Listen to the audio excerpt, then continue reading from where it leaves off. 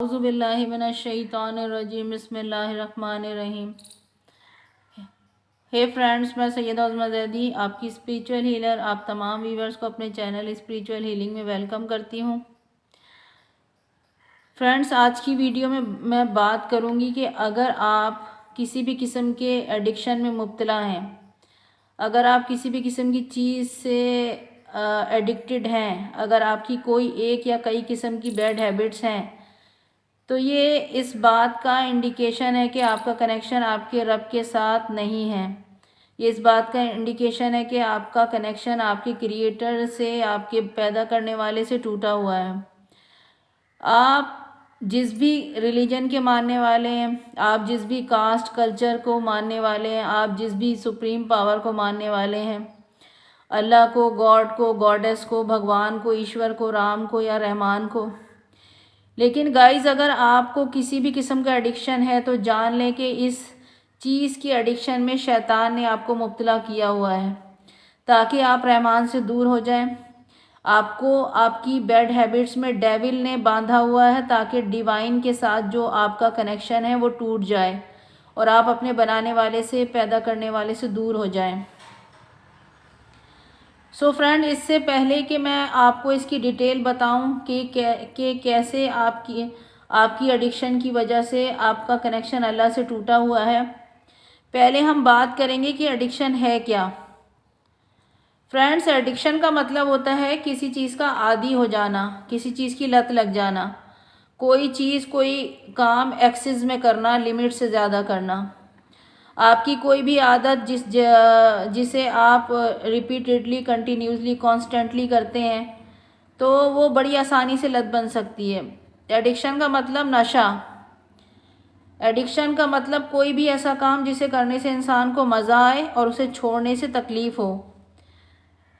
Addiction का मतलब कोई भी ऐसा काम जिसे आप बार बार, लगातार, कंटिन्यूसली, कॉन्स्टेंटली उसका फ़ायदा या उसका नुकसान सोचे बगैर कर रहे हों तो ऐसी आदत लत बन जाती है। एडिक्शन में हमारा अपने माइंड पर कंट्रोल ही नहीं रहता। हम चाहते तो हैं कि हम उस चीज़ को तर्क कर दें, मगर हम उसे छोड़ने में सक्सेसफुल नहीं हो पाते क्योंकि हम अपने माइंड की कंट्रोल में होते हैं और हमारा माइंड शैतान के कंट्रोल में होता है। हमारे माइंड से इस तरह की केमिकल रिलीज़ हो रहे होते हैं जो हमें उस काम को करने का बार बार बोल रहे होते हैं और हमको वो काम करने में मज़ा आ रहा होता है, इसलिए हम रिगार्डलेस उस काम के प्रोज एंड कॉन्स के जाने बगैर हम कॉन्स्टेंटली उस काम को कर रहे होते हैं। फॉर एग्ज़ाम्पल, रील्स देखना, यूट्यूब और टिकटॉक की वीडियोस देखना, तो हम ना जाने कितने कितने घंटे मोबाइल फ़ोन लेकर बैठे रहते हैं और हमको पता भी नहीं चलता कि हम कितना टाइम इसमें ज़ाया कर चुके हैं। फॉर इंस्टेंस, कुछ लोगों को गेम खेलने की एडिक्शन हो जाती है, जैसे कि पबजी, तो 12-12 घंटे, 20-20 घंटे वो गेम ही खेलते रहते हैं और उन्हें टाइम के गुजरने का अंदाज़ा भी नहीं होता। गाइस, एडिक्शन किसी अच्छी चीज़ की भी हो सकती है। फॉर इंस्टेंस, कुछ लोग सुबह सुबह एक्सरसाइज करते हैं, वॉक पर जाते हैं, जिम जाने की एडिक्शन हो जाती है। कुछ लोगों को नावल पढ़ने की, कहानियाँ पढ़ने की, डाइजेस्ट पढ़ने की, गाने सुनने की, फिल्में ड्रामे देखने की। बहुत सारे लोगों को बहुत ज़्यादा इबादत करने की एडिक्शन हो जाती है। कुछ लोग वर्कोहॉलिक होते हैं, तो वर्कोहॉलिक होना भी ये एक एडिक्शन है। इसी तरह म्यूज़िक कंपोजिशन करना, डांस करना, ये भी एडिक्शन में आता है। फ्रेंड्स, अब बात करते हैं टाइप ऑफ एडिक्शन की। मेडिकल पॉइंट ऑफ व्यू से एडिक्शन को डॉक्टर हजरात दो तरह की टाइप्स में डिवाइड करते हैं। एडिक्शन की पहली टाइप है सब्सटेंस एडिक्शन, जिसे फिजिकल एडिक्शन भी कहा जाता है, और एडिक्शन की दूसरी टाइप है बिहेवियरल एडिक्शन। तो एडिक्शन की पहली टाइप है सब्सटेंस एडिक्शन या फिजिकल एडिक्शन। ये ऐसी चीज़ों की एडिक्शन होती है जिनकी कोई फिजिकल एग्जिस्टेंस हो, यानी कोई मटीरियलिस्टिक चीज़ जिससे हम एडिक्टेड हो जाएं। अब सब्सटेंस एडिक्शन या फिजिकल एडिक्शन की फर्दर सब टाइप्स हैं, जिनमें पहली टाइप है ड्रग या नारकोटिक्स एडिक्शन।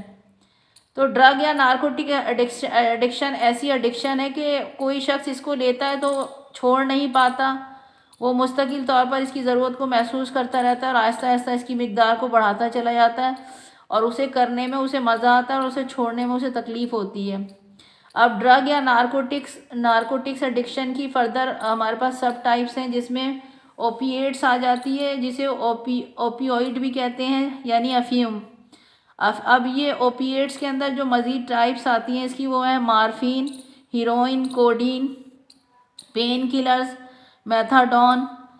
फिर हमारे पास ड्रग एडिक्शन में आ जाती है nicotine addiction, caffeine addiction, ice addiction, शीशा एडिक्शन, बारबीट्यूरेट एडिक्शन में बेंजोडियाज़ेपाइन एडिक्शन भी आ जाती है। फिर है हमारे पास प्रिस्क्रिप्शन ड्रग्स वो होती हैं जो डॉक्टर की हिदायत के मुताबिक ली जाने वाली अद्वियात होती हैं। इनकी भी बाज़ इंसानों को लत लग जाती है। फिर इसी में सब्सटेंस एडिक्शन, ड्रग एडिक्शन में हमारे पास आता है एक और इनहेलेंट्स यानी सांस लेने वाली अद्वियात। फिर ड्रग एडिक्शन में हमारे पास एक आती है मैथामिफ्तामीन एडिक्शन, और इसमें स्टिमुलेंट्स यानी इश्तियाल अंगेज़ अद्वियात। स्टिमुलेंट्स के अंदर मज़ीद जो टाइप्स आती हैं वो है एम्फिटामीन और एक्सिट्रे एडिक्शन, कोकीन एडिक्शन। फिर हलूसिनोजिन ये भी एडिक्शन है। हलूसिनोजिन जो वहम और फरेब में मुब्तला करने वाली अद्वियात होती हैं, इनमें फ़र्दर टाइप आती है एलएसडी और फिर मैस्किलीन ये भी वहम और फरेब में मुब्तला करने वाली अद्वियात हैं। फिर इसमें हलूसिनोजिन में मज़ीद इसकी फ़र्दर टाइप आती है फैंसी कोडीन ये बेहोश कर देने वाली अद्वियात हैं। फिर ड्रग और नारकोटिक्स एडिक्शन में मज़ीद आती है सेडेटिव एंड ट्रैंकुलाइज़र यानी सुकून आवर या ख्वाब आवर अद्वियात। एंग्जाइटी रिलीवर्स होते हैं ये। एंग्जाइटी रिलीवर्स में हमारे पास आ जाती हैं डियाज़ीपाम जो बेचैनी और इज़्तिराब को दूर करने वाली अद्वियात होती हैं। और फिर इसी में हमारे पास आता है क्लोरासपेट ये दवा भी बेचैनी और इज़्तिराब और दौरों को कम करने के लिए इस्तेमाल की जाती है। इसी में हमारे पास जो सब्सटेंस एडिक्शन है या सब्सटेंस एडिक्शन में हमारे पास फर्दर एक एडिक्शन आती है वॉलेटाइल सब्सटेंस ऐसी चीज़ें होती हैं जो तेज़ी से बुखारात बनकर उड़ जाने वाली अशिया होती हैं। अब इसके अंदर ऑयल पेंट आ जाता है, थिनर आ जाता है, गैसोलीन आ जाता है, ग्लू आ जाता है। इन सारी चीज़ों को लोग इस्तेमाल करते हैं। इसी के अंदर फिर नेल पेंट आ जाता है या नेल पॉलिश आ जाती है, पेट्रोल आता है, इसमें समद बॉन्ड को इस्तेमाल करना। इन सारी चीज़ों को लोगों को ये सारी वो चीज़ें जिनको लोग इस्तेमाल करते हैं। अब सब्सटेंस एडिक्शन में मज़ीद जो टाइप आती है वो है गुटखा, मावा, नस्वार, पान, छालिया। इन चीज़ों की भी लोगों को एडिक्शन होती है। अब सब्सटेंस एडिक्शन या फिज़िकल एडिक्शन की फ़र्दर हमारे पास जो टाइप आती है वो है अल्कोहलिक एडिक्शन। अल्कोहलिक यानी शराब नोशी की लत। शराब नोशी करने वालों का माइंडसेट ये होता है कि इसको लेने से हम अपनी ज़िंदगी के दुख, दर्द और गमों को भुला देते हैं और इसको लेने से हमें सुकून मिलता है और हम दूसरी दुनिया में चले जाते हैं। फिर सब्सटेंस एडिक्शन या फिज़िकल एडिक्शन की फ़र्दर टाइप हमारे पास आती है टोबैको एडिक्शन या सिगरेट एडिक्शन, जिसको स्मोकिंग भी कहते हैं। इसमें क्या होता है कि सिगार, हुक्का में लोग तंबाकू को जलाकर उसका धुआं सांस के ज़रिए अपने जिस्म में ले जाते हैं। फिर सब्सटेंस एडिक्शन में मज़ीद जो टाइप आती है वो है फूड एडिक्शन यानी ईटिंग एडिक्शन। तो कुछ लोग जो होते हैं वो फूडी होते हैं, उन्हें ओवर ईटिंग करने की बहुत ज़्यादा आदत होती है और हर वक्त कुछ ना कुछ खाने की आदत होती है। बाज़ लोगों को एंग्जाइटी स्ट्रेस के वक्त बहुत ज़्यादा खाने की आदत होती है। कुछ लोग ऐसे होते हैं जो डिफरेंट डिफरेंट रेस्टोरेंट और होटल्स और ढाबों के खाने ट्राई करने की उनको बहुत ज़्यादा आदत होती है। और कुछ लोगों को junk food fast food intake करने की बहुत ज़्यादा आदत होती है। तो कुछ लोग ऐसे होते हैं जिन्हें चाय पीने की बहुत ज़्यादा आदत होती है, हर वक्त चाय पीते रहते हैं। कुछ लोगों को डेज़र्ट यानी मीठा इनटेक करने की बहुत ज़्यादा आदत होती है। तो गाइज़ ये सारी वो एडिक्शंस थी जो फिज़िकल एडिक्शन या सब्सटेंस एडिक्शंस में आती हैं। अब हम बात करेंगे मेडिकल साइंस एडिक्शन की जो दूसरी टाइप बताती है, जिसे हम बिहेवियर चेंज एडिक्शन या फिर बिहेवियरल एडिक्शन कहते हैं। और ये एडिक्शन है जिसमें कोई फिज़िकल सब्सटेंस नहीं एग्जिस्ट नहीं करता। ये ऐसी चीज़ों की एडिक्शन होती है जिसमें कोई फिज़िकल सब्सटेंस एग्जिस्ट नहीं करता। इसमें बिहेवियर चेंज एडिक्शन में हमारे पास सबसे पहले आ जाती है गैम्बलिंग एडिक्शन। गैम्बलिंग यानी जुए की बहुत सारी ऐप्स बनी हुई हैं जहां लोग जुआ खेलते हैं और अपना सब कुछ जुए में हार बैठते हैं, खुद को और अपनी फैमिली को बर्बाद कर लेते हैं जुए की लत में। इसके बाद बिहेवियर चेंज एडिक्शन में हमारे पास आ जाती है टेक्नोलॉजी एडिक्शन। फिर हमारे पास आता है इंटरनेट एडिक्शन यानी एक्सेसिव यूज़ ऑफ इंटरनेट। फिर हमारे पास वीडियो गेम्स एडिक्शन आ जाता है। फिर हमारे पास सोशल मीडिया एडिक्शन आ जाता है यानी excessive use of social media. फिर इसी में हमारे पास आ जाता है excessive use of dating apps. और शॉपिंग एडिक्शन, बहुत सारे लोगों को शॉपिंग की एडिक्शन होती है। बहुत सारे लोग ऐसे होते हैं जिन्हें वर्क एडिक्शन होती है, वर्कोहोलिज्म यानी वर्कोहॉलिक होना भी यानी बहुत ज़्यादा काम पर फोकस करना भी एक एडिक्शन है। फिर बिहेवियर चेंज में हमारे पास एक एडिक्शन आती है सेक्स एडिक्शन। फिर हमारे पास आती है को डिपेंडेंसी इश्यूज़ या को डिपेंडेंसी एडिक्शन। फिर हमारे पास रिलेशनशिप डिपेंडेंसी या फिर रिलेशनशिप एडिक्शन आ जाती है। फिर पोर्नोग्राफी या पोर्नोलॉजी यानी लोग जो है वो पॉर्न वीडियोस बहुत ज़्यादा देखने लग जाते हैं। फिर हमारे पास एक आती है इसी में लव एडिक्शन, यानी लोग लव के लिए बहुत ज़्यादा नीडी हो जाते हैं। फिर इसी बिहेवियर चेंज एडिक्शन में हमारे पास आती है सेल्फ़ी लेने की आदत, यानी सेल्फीज़ लेने की आदत, जिसकी इस आदत की वजह से ऐसे शख्स को साइकोलॉजिकल डिसऑर्डर हो जाते हैं। और साइकोलॉजिकल डिसऑर्डर क्या होते हैं उन्हें कि वो सेल्फ प्रेज़ में मुब्तला हो जाते हैं, सेल्फ एब्जॉर्प्शन में मुब्तला हो जाते हैं, सेल्फ पोर्ट्रेयल में मुब्तला हो जाते हैं ऐसे लोग जो सेल्फीज़ बहुत ज़्यादा लेते हैं अपनी। इसी में फिर हमारे पास बिहेवियर चेंज एडिक्शन में हमारे पास आ जाती है एडिक्शन हाथों की लकीरें देखने की आदत, खुद को हर वक्त आईने में देखने की आदत, बहुत ज़्यादा सोने की आदत, बहुत ज़्यादा गाने सुनने की आदत, फिल्में ड्रामे देखने की आदत, नावल डाइजेस्ट कहानियाँ पढ़ने की बहुत ज़्यादा आदत, बोलने की बहुत लोगों को बहुत ज़्यादा बोलने की आदत होती है जिसे चैटर बॉक्स कहते हैं। इसके अलावा रील्स देखने की आदत। और फिर इसके अलावा जो हमारी सोसाइटी का जो सबसे बड़ा अलमिया है इस वक्त, रिश्वत लेने की आदत, यानी बहुत सारे इदारे हैं जहाँ पर रिश्वत लेने की बहुत ज़्यादा आदत होती है लोगों को। तो गाइज़ ये थी हमारे पास एडिक्शन की जो मेडिकल पॉइंट ऑफ व्यू से जो दो की एडिक्शन है वो मैंने आपके साथ शेयर की हैं। सो फ्रेंड्स, एडिक्शन एक तरह की नफ्सियाती और जहनी बीमारी है। ये एक साइकोलॉजिकल और मेंटल डिजीज़ है, या फिर साइकोलॉजिकल या मेंटल डिसऑर्डर आप इसे कह लें। एडिक्शन या आपकी कोई भी बैड हैबिट ऐसी बीमारी है जो आपको आपके रब, आपके पालने वाले, आपके क्रिएटर, आपके गॉड, आपके भगवान के दरमियान कायम ताल्लुक़ को ख़त्म कर देती है और आपका ताल्लुक़ शैतान के साथ जोड़ती है। सिमिलरली एडिक्शन ऐसी बीमारी है जो आपके और आपके ट्विन फ्लेम या आपके हायर लेवल सोलमेट या फिर आपके डिवाइन काउंटर पार्ट के दरमियान कायम कनेक्शन के लिए भी बहुत ज़्यादा ख़तरनाक है।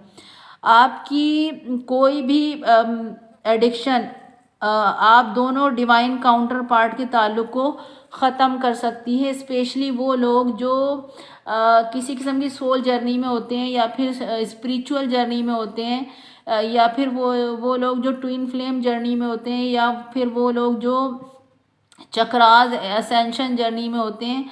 उनके लिए तो किसी भी किस्म की एडिक्शन या किसी भी किस्म की हार्मफुल हैबिट बहुत ख़तरनाक होती है। अगर आप में से कोई शख्स ऐसी किसी स्पिरिचुअल जर्नी पर है, तो किसी भी किस्म की एडिक्शन आपकी जर्नी की तकमील में सबसे बड़ा ऑब्स्ट्रैकल है, सबसे बड़ा हर्डल है आपके और आपके रब के दरमियान, आपके और आपके ट्विन फ्लेम के दरमियान। आपकी किसी भी किस्म की एडिक्शन बहुत बड़ा ख़तरा है। गाइज़, ये बात सिर्फ उन लोगों के लिए है जो किसी भी किस्म की स्पिरिचुअल जर्नी पर होते हैं, सबके लिए नहीं है, क्योंकि सब लोग स्पिरिचुअल जर्नी पर नहीं होते। Only 1% people are on spiritual journey, यानी सिर्फ 1% लोग होते हैं जो किसी भी किस्म की स्पिरिचुअल जर्नी पर होते हैं, जो मैंने आपको ऊपर बताई हैं। स्पिरिचुअल जर्नी या सोल जर्नी कौन कौन सी टाइप्स होती हैं। तो जो लोग किसी भी किस्म की स्पिरिचुअल जर्नी पर या सोल जर्नी पर होते हैं, उन्हें अपनी इस जर्नी में अपने एडिक्शन इश्यूज़ को पूरे तरीके से हील करना होता है। लेकिन बाकी के जो 98% लोग या बाकी के जो 99% लोग जो स्पिरिचुअल जर्नी पर नहीं होते, मगर उन्हें भी ज़रूरत है कि अपने एडिक्शन इशू को हील करें। अगर वो अपने पैदा करने वाले, अपने पालने वाले के साथ अपना कनेक्शन जोड़ना चाहते हैं और शैतान के साथ जुड़े हुए कोड्स को हमेशा हमेशा के लिए रिमूव करना चाहते हैं, तो उन्हें भी अपने एडिक्शन इशू को हील करना पड़ेगा। बाकी के 99% लोगों को या फिर 99% लोगों को अपने एडिक्शन इश्यूज़ को हील करना पड़ेगा अपने पालने वाले के साथ कनेक्शन जोड़ने के लिए। क्योंकि अगर आपको एडिक्शन इश्यूज़ हैं, तो इसका मतलब है कि शैतान आपके अंदर इनविजिबल कोड्स डालकर बैठा हुआ है। और इस वक्त अगर हमारी अर्थ प्लैनेट की मैं बात करूं कि अगर इस वक्त हमारी अर्थ प्लैनेट की आबादी 8 अरब है, तो इस 8 अरब आबादी का 98% हिस्सा वो है जो किसी ना किसी एडिक्शन में मुब्तला है।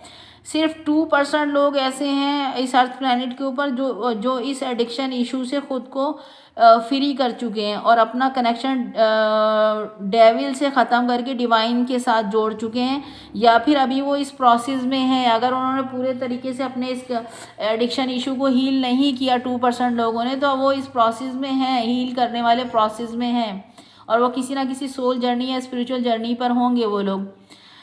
तो गाइज़, हमारी किसी भी किस्म की एडिक्शन हमें हमारे खुदा से दूर कर रही है और हमें हमारे ट्विन से दूर कर रही है। तो आइए जानते हैं कि कैसे। सो फ्रेंड्स, होता ये है कि हम इंसानों के अंदर अल्लाह ताला ने 2 तरह की एनर्जीज़, यानी मस्कुलिन एनर्जी और फेमिनिन एनर्जी, दोनों को रखा है। हम मेल हैं या फीमेल हैं, हमारे अंदर 50% मस्कुलिन एनर्जी अल्लाह ताला ने रखी है और 50% फेमिनिन एनर्जी रखी है। उस वक्त जब हमारी सोल 5D यानी आलम अरवा में होती है, उस वक्त हमारे अंदर ये दोनों एनर्जीज, मस्कुलिन एनर्जी भी और फेमिनिन एनर्जी भी बैलेंस में होती है, यानी 50-50% होती है। मगर जब हम इंसान इस ज़मीन पर इनकारनेट करते हैं, इस अर्थ प्लैनेट पर हमारी सोल इनकारनेट करती है फिज़िकल बॉडी के अंदर या इंसानी रूप के अंदर, तो जैसे जैसे हम ग्रो अप करते हैं या जैसे जैसे हम बड़े होते हैं, तो हमारे अंदर की ये मस्कुलिन एनर्जी और फेमिनिन एनर्जी जो है वो डिसबैलेंस हो जाती है, इम्बैलेंस हो जाती है। इसकी एक वजह तो addiction is the one cause of disbalance of energies, यानी इसकी एक मेजर वजह जो है वो हमारी एडिक्शंस हैं, हमारी बैड हैबिट्स हैं, कि जिसकी वजह से हमारी मस्कुलिन एनर्जी और हमारी फेमिनिन एनर्जी डिसबैलेंस हो जाती है। जब हमारे अंदर की दोनों एनर्जीज इम्बैलेंस होती हैं, डिसबैलेंस होती हैं, तो हमारा माइंड भी 3 हिस्सों में स्प्लिट हो जाता है। हमारा माइंड का एक हिस्सा कॉन्शियस माइंड में स्प्लिट होता है, हमारे माइंड का दूसरा हिस्सा सब कॉन्शियस माइंड में स्प्लिट होता है और हमारे माइंड का तीसरा हिस्सा अनकॉन्शियस माइंड में टूटता है। जब हमारे अंदर एनर्जीज का बिगाड़ पैदा होता है गाइस, तो अगर एक तरफ हमारा माइंड 3 हिस्सों में स्प्लिट होता है, 3 हिस्सों में डिवाइड हो जाता है, तो दूसरी तरफ हमारी सोल और बॉडी भी स्प्लिट हो जाती हैं। हमारा एक हिस्सा तो हमारी फिजिकल बॉडी होती है, जबकि हमारी सोल 2 हिस्सों में सेपरेट हो जाती है, 2 हिस्सों में स्प्लिट हो जाती है। हमारी सोल का एक हिस्सा सोल सेल्फ में टूटता है और हमारी सोल का दूसरा हिस्सा स्पिरिट सेल्फ में टूट जाता है। इस तरह हम इंसान जो है वो बॉडी, सोल और स्पिरिट का मिक्सचर हो जाते हैं, यानी हम इंसान बॉडी, सोल और स्पिरिट में डिवाइड हो जाते हैं जब हमारी सोल दो हिस्सों में टूटती है तो। और हमारा जो कॉन्शियस माइंड है उसका कनेक्शन हमारी फिजिकल बॉडी के साथ हो जाता है, हमारा जो सबकॉन्शियस माइंड है उसका ताल्लुक हमारी सोल सेल्फ के साथ हो जाता है, और हमारा अनकॉन्शियस माइंड जो है उसका ताल्लुक उसका कनेक्शन हमारे स्पिरिट सेल्फ के साथ जुड़ जाता है।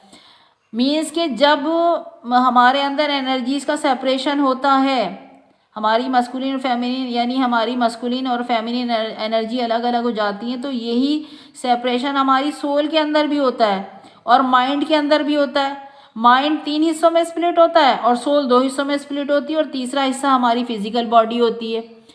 इस अमल को कहते हैं इल्म रूहानियत में, इस अमल को कहते हैं the theory of soul matrix, या फिर इस अमल को कहते हैं द स्प्लिट ऑफ सोल, या फिर इसे कहते हैं the fragments of soul. Guys, जब हमारी सोल 5D यानी फिफ्थ डायमेंशन यानी आलम अरवा में होती है, तो उस वक्त हमारा माइंड भी वननेस में होता है, यानी यूनियन में होता है, यानी माइंड टुकड़ों में बटा हुआ नहीं होता बल्कि एक ही होता है माइंड हमारा।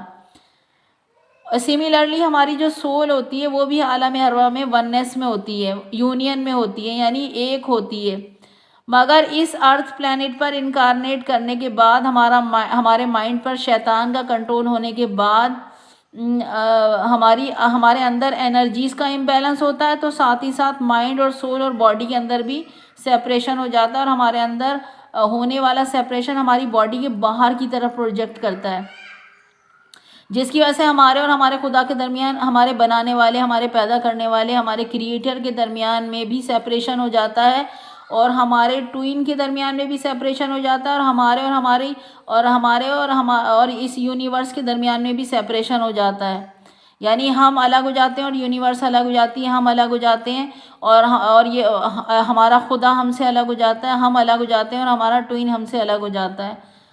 गाइस, ये वही चीज़ है जिसकी कसम शैतान ने खाई थी कि जब शैतान ने खुदा से, अल्लाह से कहा था कि मैं तेरे बंदों की राह में बैठूंगा और उन्हें सिराते मुस्तकीम से बहकाऊंगा। इसी चीज़ की तरफ इशारा करते हुए अल्लाह ताला सूरह सौद पारा नंबर 23 आयत नंबर 67 से 87 के दरमियान फरमाता है, जिसका मैं तर्जुमा आपके साथ शेयर कर रही हूँ। खुदा ने इबलीस से फरमाया कि ए इबलीस, जिस चीज़ को मैंने अपनी ख़ास कुदरत से पैदा किया, भला उसको सजदा करने से तुझे किसने रोका? क्या तूने तकब्बुर किया, या क्या वाकई तू बड़े दर्जे वालों में से है? इबलीस बोल उठा कि मैं इससे बेहतर हूँ। तूने मुझे आग से पैदा किया और इसको तूने गीली मिट्टी से पैदा किया। कहाँ आग, कहाँ मिट्टी? खुदा ने फरमाया, तू यहाँ से निकल, दूर हो, तू यकीनी मरदूद है और तुझ पर रोज़े जज़ा यानी क़यामत तक मेरी फिटकार पड़ा करेगी। शैतान ने अर्ज़ की, परवरदिगारा, तू मुझे उस दिन तक की मोहलत अता कर जिसमें सब लोग दोबारा उठा खड़े किए जाएंगे। फरमाया, तुझे एक वक्त मुअय्यन के दिन तक मोहलत दी गई। वो बोला, तेरी ही इज़्ज़त और जलाल की कसम, इनमें से तेरे खालिस बंदों के सिवा सबको गुमराह करूँगा। खुदा ने फरमाया, तो हम भी हक बात कहे देते हैं और मैं तो हक ही कहा करता हूँ कि मैं तुझसे और जो लोग तेरी ताबेदारी करेंगे उन सब से जहन्नुम को ज़रूर भर दूँगा। गाइस, इसी चीज़ की तरफ इशारा करते हुए सूरह इब्राहिम पारा नंबर 13 आयत नंबर 21 से 25 तक में अल्लाह ताला इरशाद फरमा रहा है, और जब लोगों का आखिर फैसला हो चुकेगा और लोग शैतान को इल्ज़ाम देंगे, तो शैतान कहेगा कि खुदा ने तुमसे सच्चा वादा किया था, वो तो पूरा हो गया, और मैंने भी तो वादा किया था, फिर मैंने वादा खिलाफ़ी की और मुझ पर कुछ तुम पर हुकूमत तो थी नहीं, और मुझे कुछ तुम पर हुकूमत तो थी नहीं, मगर इतनी बात थी कि मैंने तुमको बुरे कामों की तरफ बुलाया और तुमने मेरा कहा मान लिया। तो अब तुम मुझे बुरा भला ना कहो, अगर कहना है तो अपने नफ्स को बुरा कहो। आज ना तो मैं तुम्हारी फरियाद को पहुंच सकता हूँ और ना तुम मेरी फरियाद रसी कर सकते हो। मैं इससे पहले बेजार हूँ कि तुमने मुझे खुदा का शरीक बनाया। गाइस, इसी चीज़ की तरफ इशारा करते हुए सूरह ज़खरफ पारा नंबर 25 आयत नंबर 36 से 41 में अल्लाह ताला इरशाद फरमा रहा है, और जो शख्स खुदा की याद से अंधा बनता है, हम गोया खुद उसके वास्ते एक शैतान मुकर्रर कर देते हैं, तो वही उसका हर दम का साथी है, और वो शयातीन उन लोगों को खुदा की राह से रोकते रहते हैं, बावजूद उसके वो इसी ख्याल में हैं कि वो राह रास्त पर हैं, यहाँ तक कि जब क़यामत में हमारे पास आएगा तो अपने साथी शैतान से कहेगा, काश तुझ में और मुझ में पूरा पच्छम का फासला होता।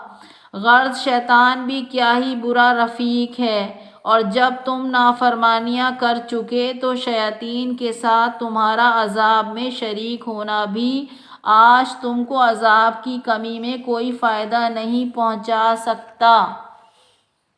गाइस, जब हमारे अंदर एनर्जीज़ का इम्बैलेंस होता है और हमारा माइंड और हमारी सोल टुकड़ों में डिवाइड हो जाते हैं, तो हमारे अंदर का ये सेपरेशन हमारे बाहर की तरफ प्रोजेक्ट करता है, जिसकी वजह से एक तरफ तो हमारा ताल्लुक़ हमारे अल्लाह के साथ टूट जाता है, तो दूसरी तरफ हमारा सोल का ताल्लुक़ हमारे ट्विन फ्लेम के साथ भी टूट जाता है।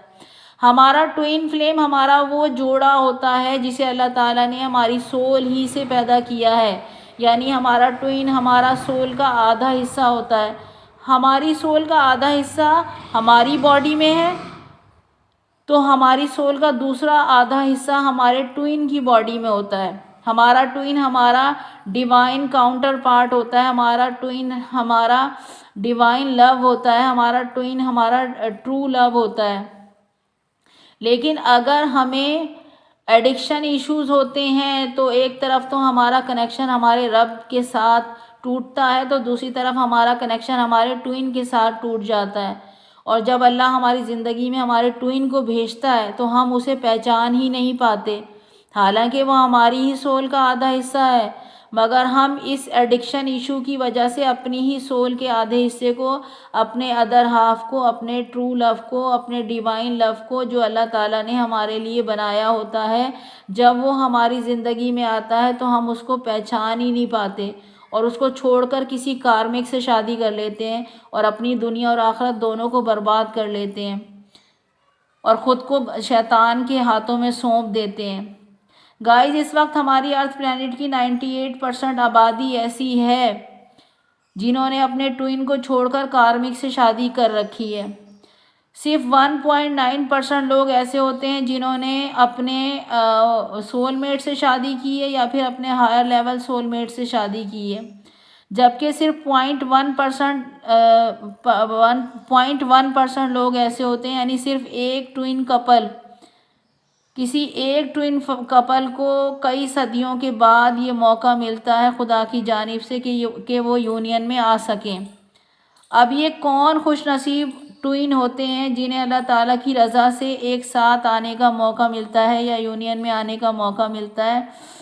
तो गाइस, अगर हम तारीख़ इंसानी उठाकर देखें तो सबसे पहला ट्विन कपल हज़रत आदम अलैहिस्सलाम और हज़रत हव्वा अलैहिस्सलाम है।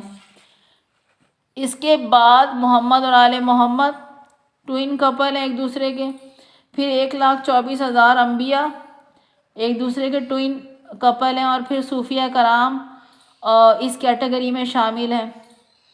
गाइस, अगर आपने अर्तुगरुल गाजी ड्रामा देखा है तो अर्तुगरुल गाजी की जो फर्स्ट वाइफ थी वो उसकी ट्विन फ्लेम थी, और अर्तुगरुल गाजी की जो सेकंड वाइफ थी वो उसकी हायर लेवल सोलमेट थी।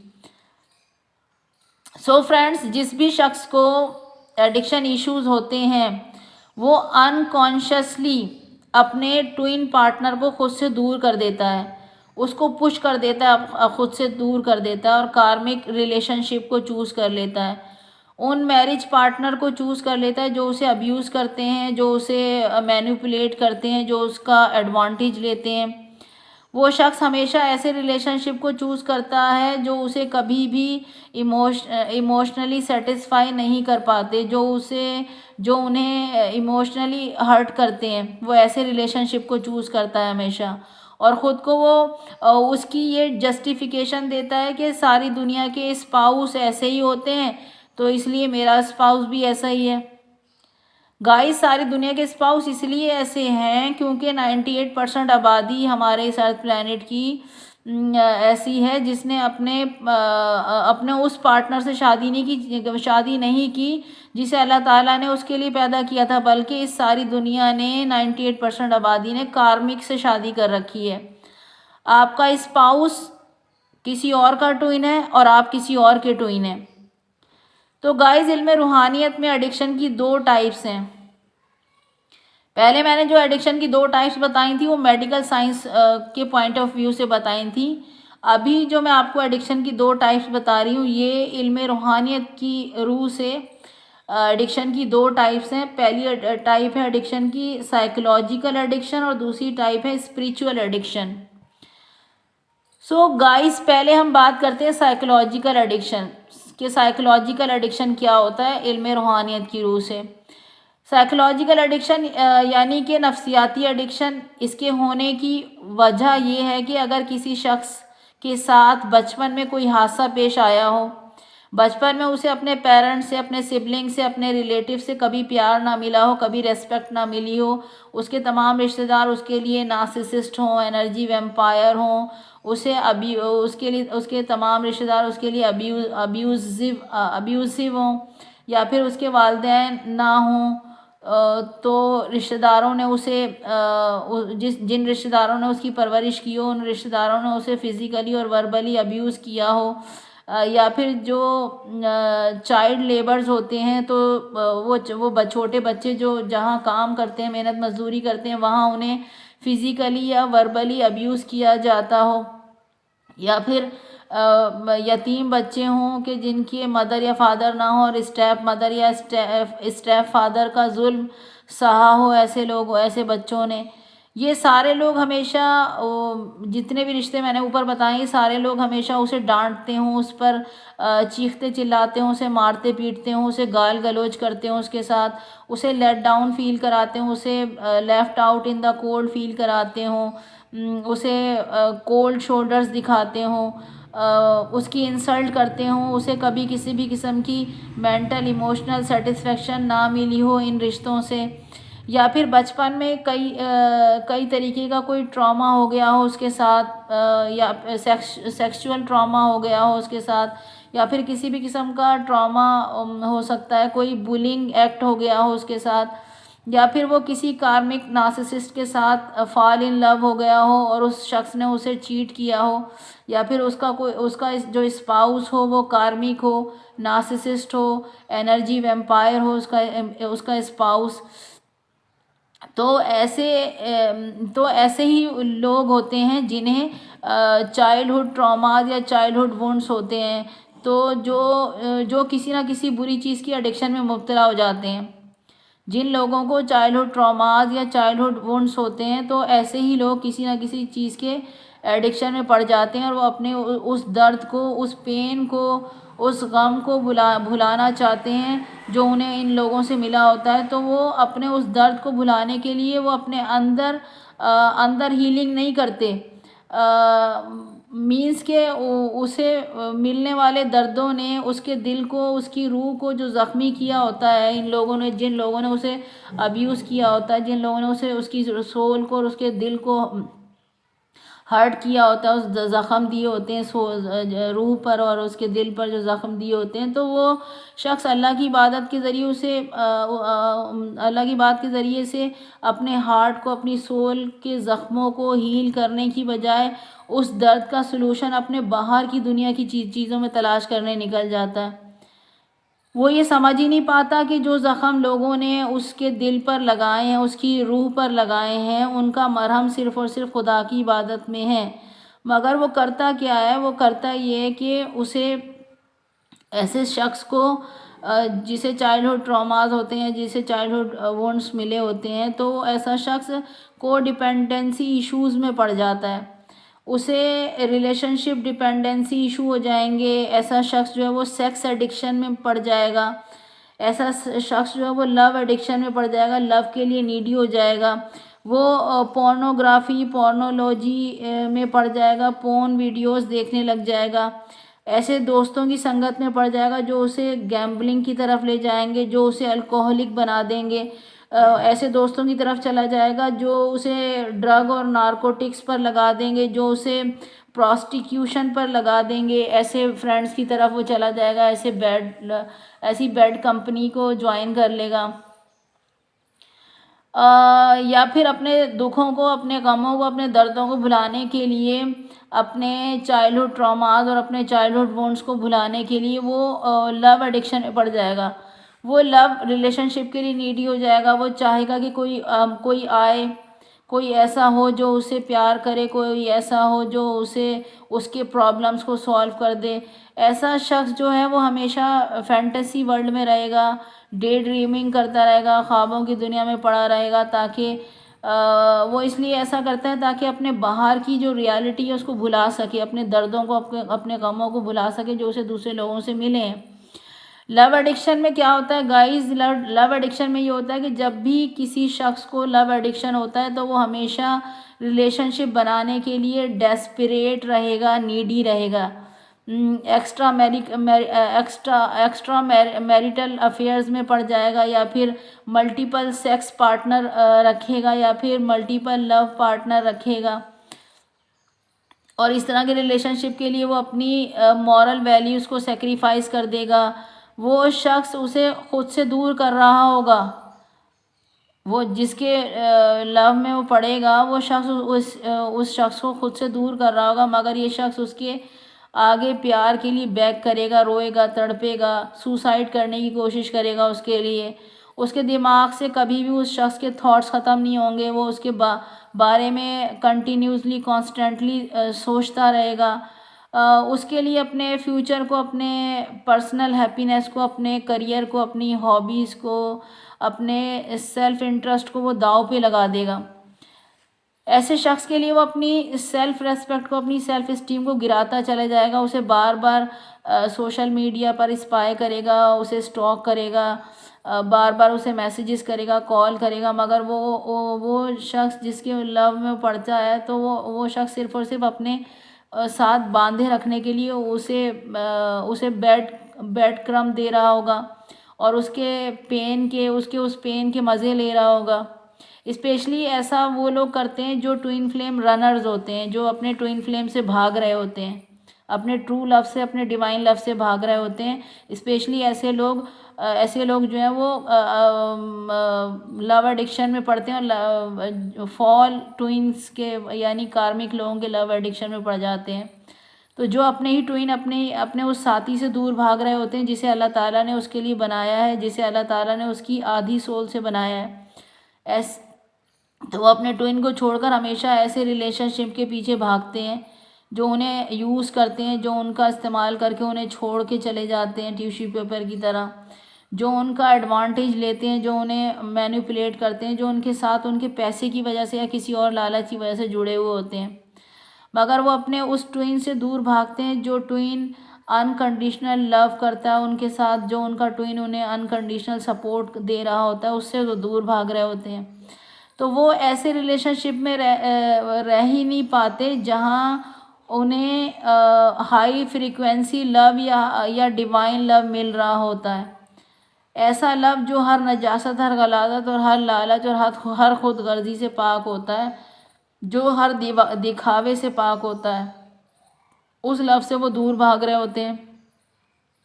बल्कि वो ऐसे लव के एडिक्टेड होते हैं जो उन्हें पेन देता है, वो ऐसे लव के एडिक्टेड होते हैं जो उन्हें अब्यूज़ करता है, जो उन्हें टॉक्सिसिटी, डिप्रेशन, स्ट्रेस और एंग्जाइटी देता है। ऐसे लव के साथ वो एडिक्टेड होते हैं क्योंकि उन्होंने अपने चारों तरफ ऐसे ही रिलेशनशिप देखे होते हैं। उन्होंने डिवाइन लव क्या होता है, ट्रू लव क्या होता है, उसको कभी टेस्ट ही नहीं किया होता। उसे डिवाइन लव क्या होता है, ट्रू लव क्या होता है, और अनकंडीशनल लव क्या होता है, जो किसी भी गलाज़त और नजासत से पाक हो, ऐसा लव क्या होता है। उन्होंने कभी उसको सीन ही नहीं किया होता, उसे कभी टेस्ट ही नहीं किया होता, तो उन्हें पता ही नहीं होता कि ऐसी चीज, इस तरह का लव भी इस दुनिया में एग्जिस्ट करता है। सो ये एडिक्शन पैटर्न है। ये एडिक्शन पैटर्न है, ये एडिक्शन इश्यूज़ हैं। इस तरह का एडिक्शन जो है वो दोनों ट्विन पार्टनर को भी हो सकता है और किसी एक ट्विन पार्टनर को भी हो सकता है। गाइस, ये है फिज़िकल साइकोलॉजिकल एडिक्शन कि अगर किसी शख्स का चाइल्डहुड बहुत ज़्यादा ट्रॉमाटाइज हो तो तो उस शख्स को अडल्टहुड में इस तरह के एडिक्शन इशू हो सकते हैं जो उसे डिवाइन रिलेशनशिप और उसके अल्लाह के साथ रिलेशनशिप के लिए बहुत बड़ा ख़तरा हो सकते हैं। तो गाइस, अब हम बात करेंगे, ये जो मैंने बात की थी ये तो था साइकोलॉजिकल एडिक्शन, जो इल्म रूहानियत के रूह से है साइकोलॉजिकल एडिक्शन। अब मैं बात करूँगी इल्म रूहानियत के रूह से एडिक्शन की दूसरी टाइप जो होती है स्पिरिचुअल एडिक्शन। अब ये स्पिरिचुअल एडिक्शन क्या होता है? ये एडिक्शन हमारे डीएनए से आता है। हमारा ब्लड डीएनए एक बायोलॉजिकल कंपोनेंट है जो हमें हमारे बायोलॉजिकल पेरेंट्स से मिलता है। तो हमारे बायोलॉजिकल पेरेंट्स से मिलने वाले डीएनए में ये एडिक्शन इश्यूज होते हैं। हमारे बायोलॉजिकल पेरेंट्स से मिलने वाले डीएनए में एडिक्शन पैरासाइट्स होते हैं जो जनरेशन टू जनरेशन चले आ रहे होते हैं।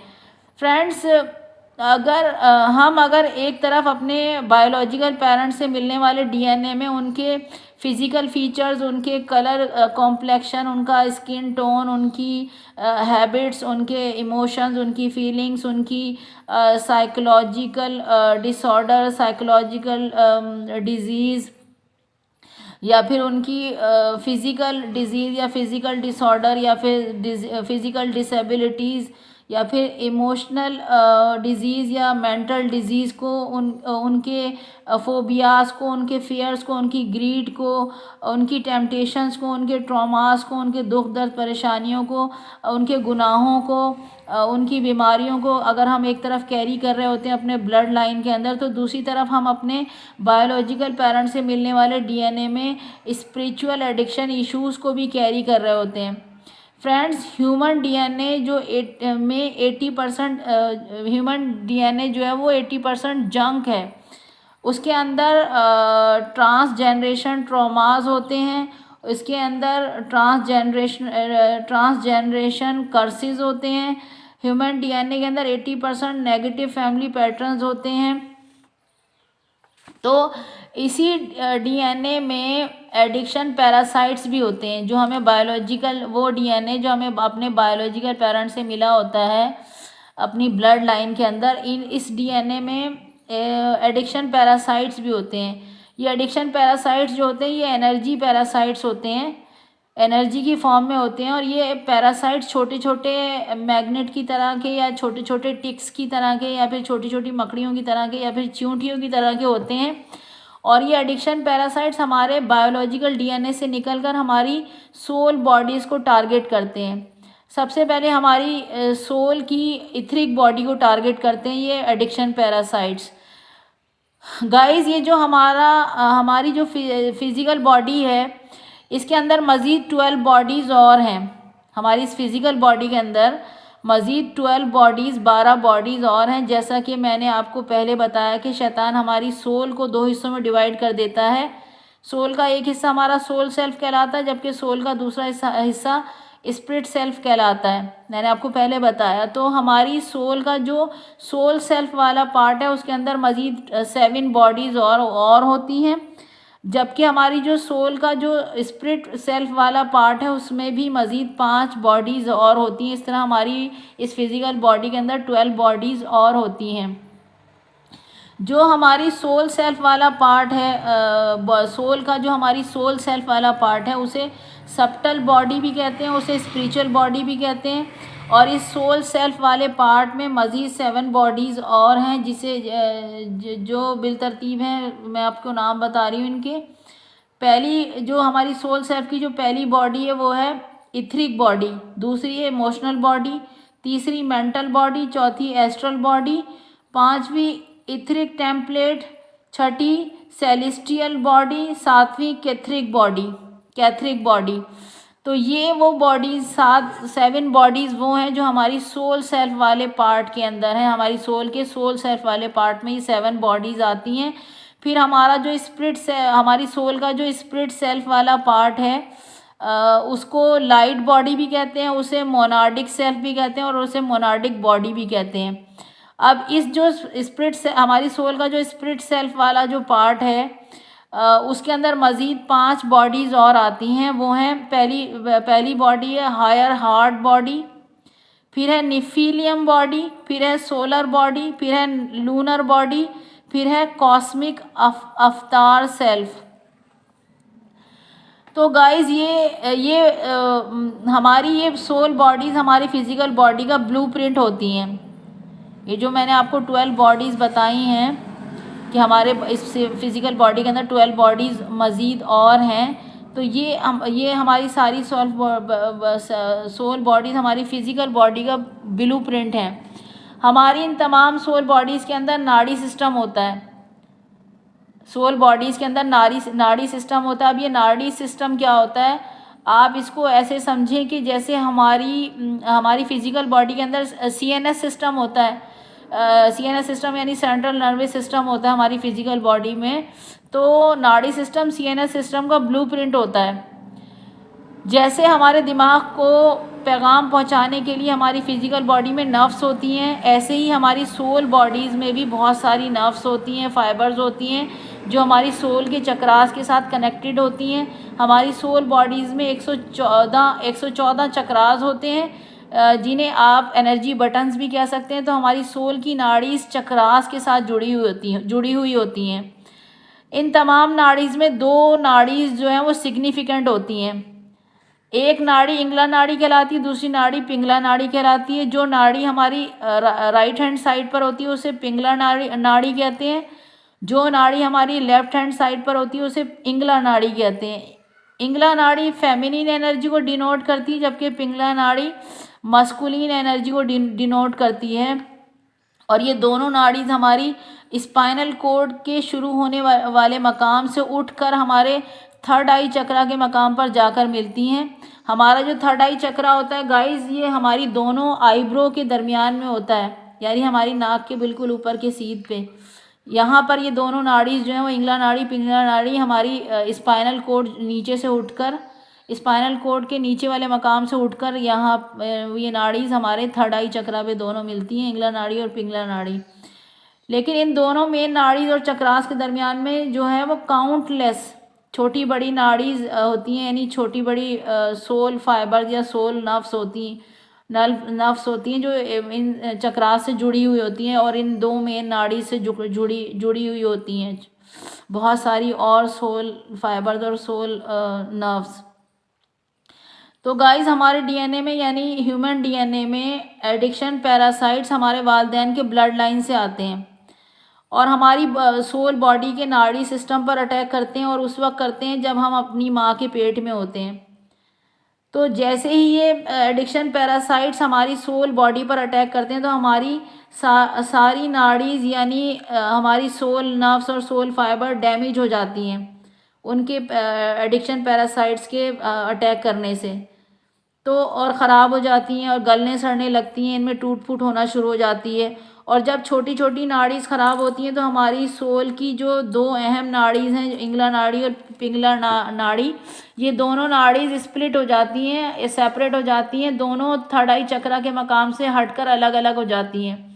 और इनके अलग होने से हमारे अंदर की जो मस्कुलिन और फेमिनिन एनर्जी होती है वो भी अलग अलग हो जाती है, स्प्लिट हो जाती है एनर्जी।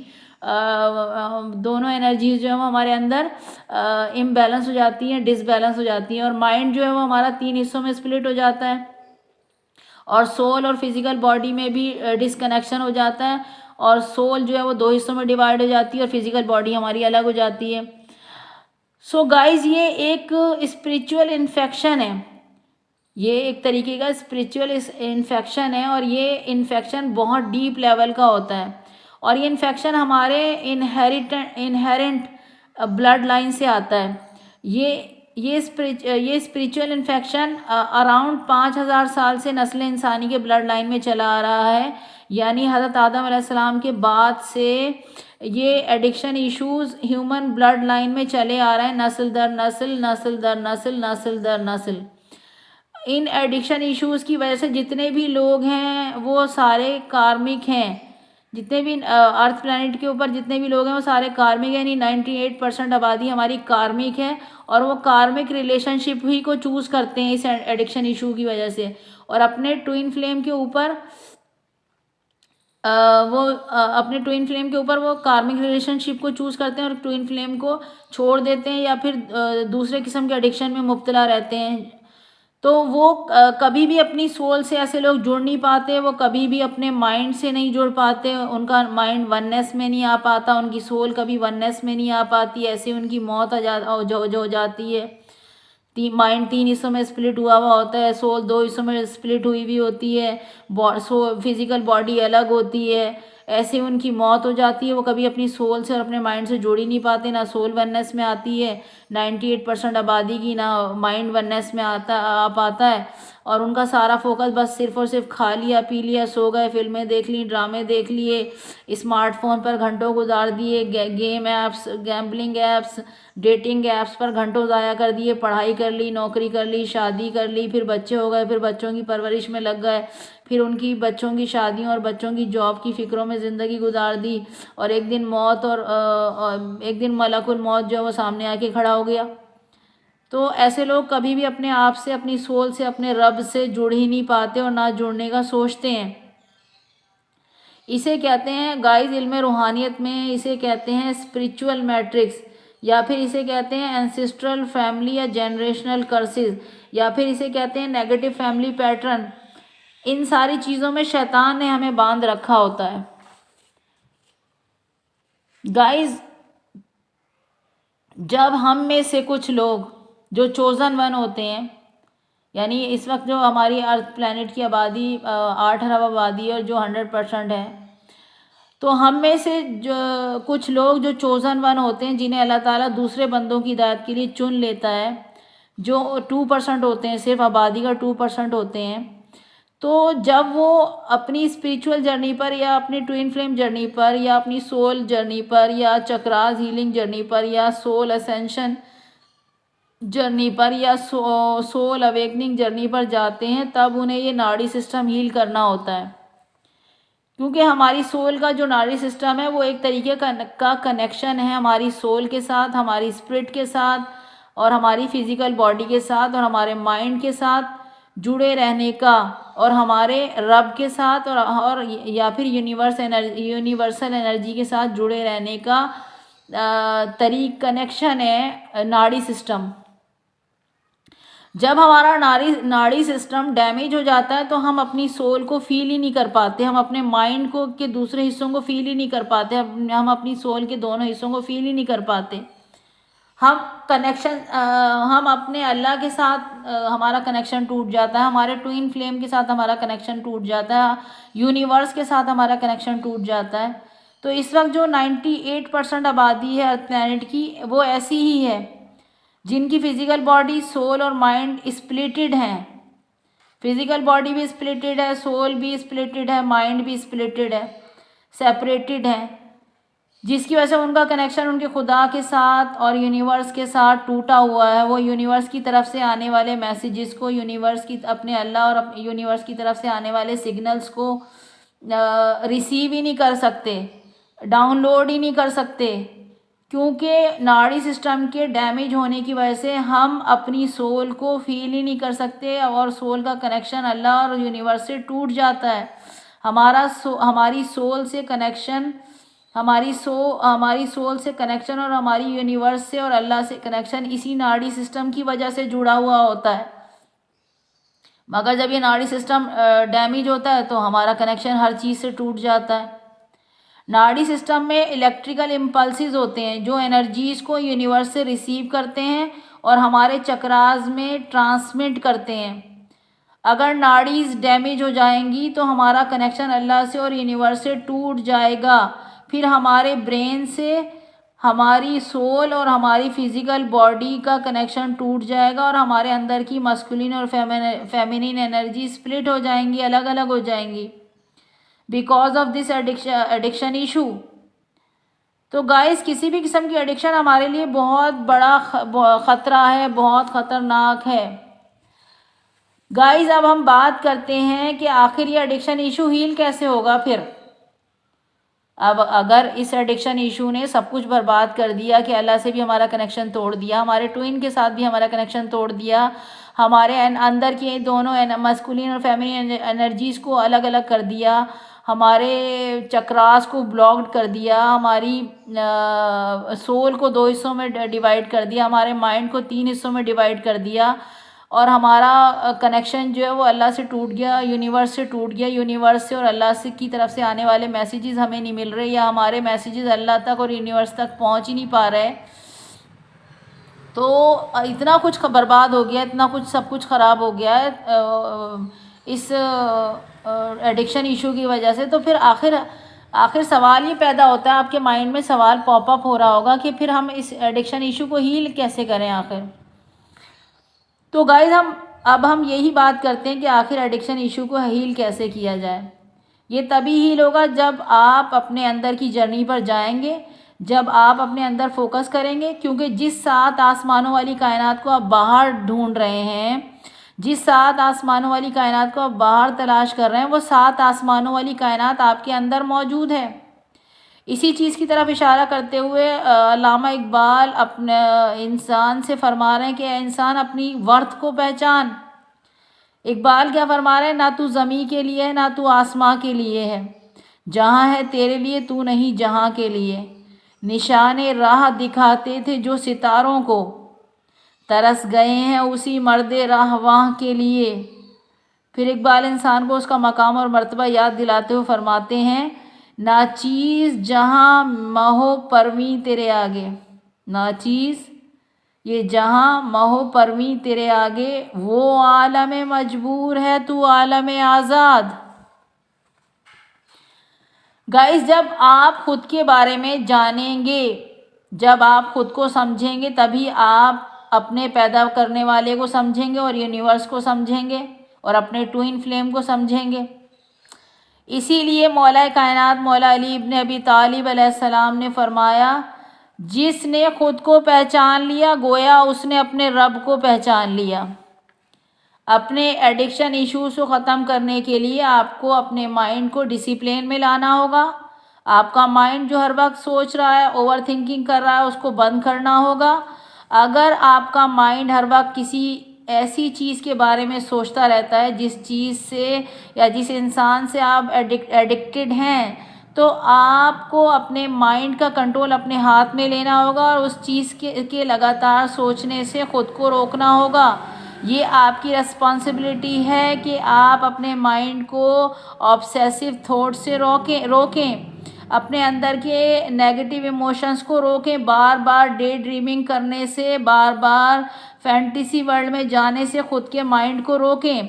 जिन लोगों को एडिक्शन इश्यूज़ होते हैं, उन्हें फ़ियर होता है, उन्हें फोबियाज़ होते हैं, उन्हें पैनिक अटैक्स आते हैं, उन्हें हर चीज़ से डर लगता है। तो आपका एडिक्शन इशू तब हील होगा जब आप फियर्स की जगह अपने इंट्यूशन को चूज़ करेंगे, अपने इंट्यूशन की सुनेंगे, अपनी स्ट्रिंग की, अपनी गट फीलिंग की सुनेंगे।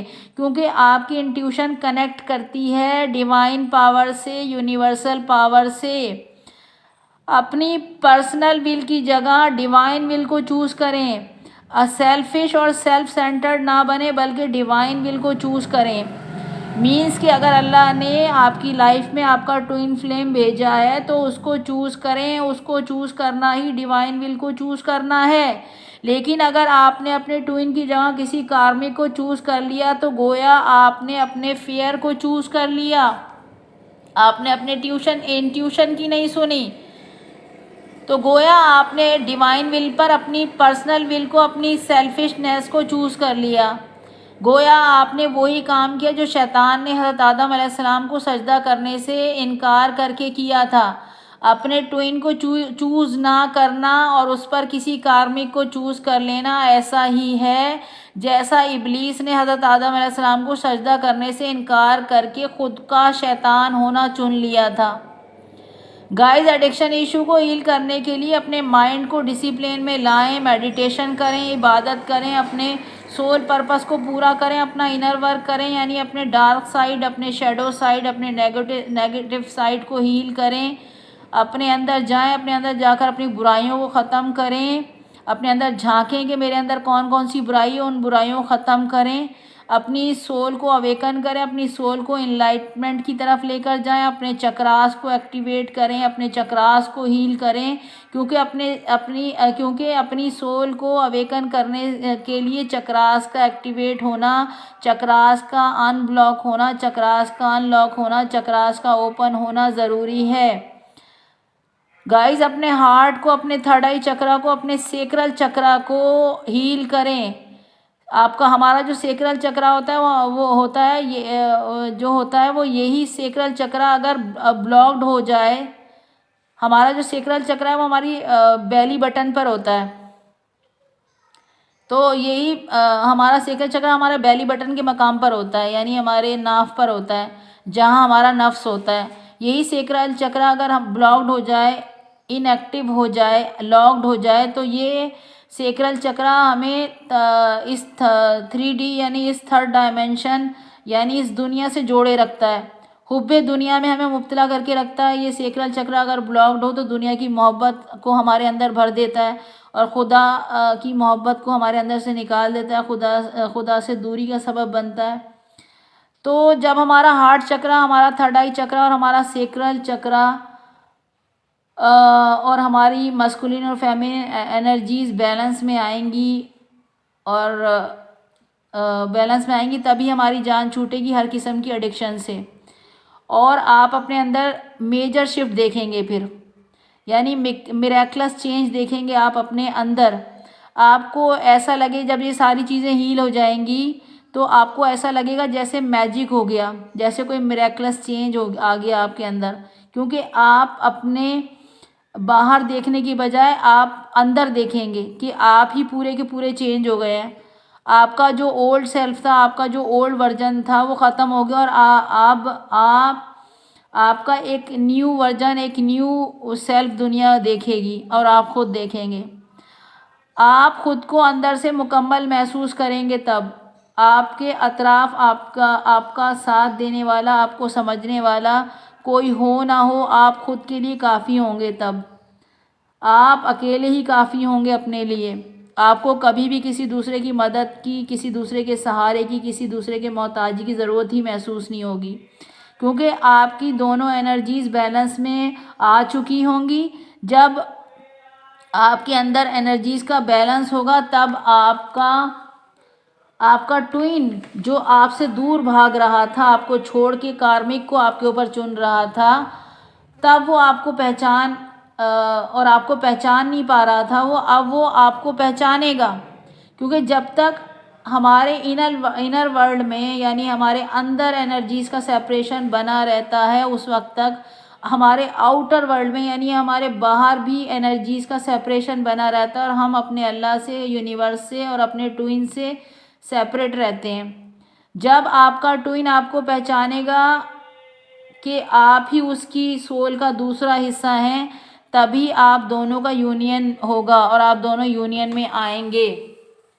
जब हमारे अंदर एनर्जीज़ का बैलेंस हो जाता है, हमारी सोल के दोनों पार्ट्स वननेस में आ जाते हैं, हमारे माइंड के तीनों पार्ट वननेस में आ जाते हैं, तो तब हमारा ट्विन हमें पहचान पाता है कि हाँ मैं ही उसकी सोल का आधा हिस्सा हूँ, हाँ मैं ही उसके लिए बना हूँ।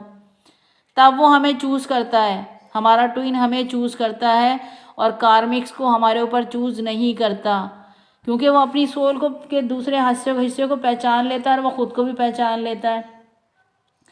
सो गाइज़, आपने जान लिया होगा कि हमारी ये एडिक्शन इश्यूज़, हमें किसी भी किस्म के एडिक्शन इश्यूज़ हैं।